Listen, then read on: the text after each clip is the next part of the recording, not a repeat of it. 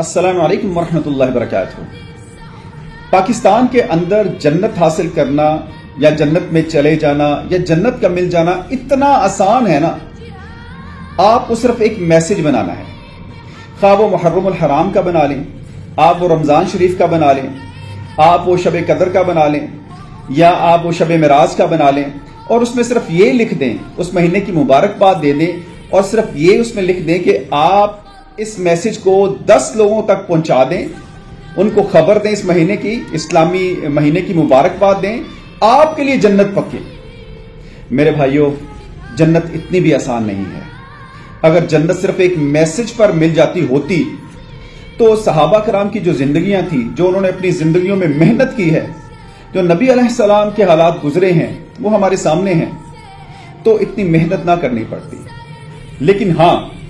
بہت سارے ایسے اذکار اور ایسی دعائیں ہیں جن کے بارے میں نبی صلی اللہ علیہ وسلم نے گارنٹی دی ہے کہ اگر تم یہ کر لو گے تو تمہارے لیے جنت پکی، تم یہ پڑھ لو گے تو تمہارے لیے جنت واجب ہو جائے گی۔ انہی میں سے ایک دعا میں آپ کے سامنے رکھنے جا رہا ہوں۔ نبی صلی اللہ علیہ وسلم نے فرمایا کہ جو شخص یہ کہے رضیت باللہ ربا وبالاسلام دینا وبمحمد صلی اللہ علیہ وسلم رسولا، کہ میں اللہ کے رب ہونے پر، اسلام کے دین ہونے پر اور محمد صلی اللہ علیہ وسلم کے رسول ہونے پر راضی ہوا،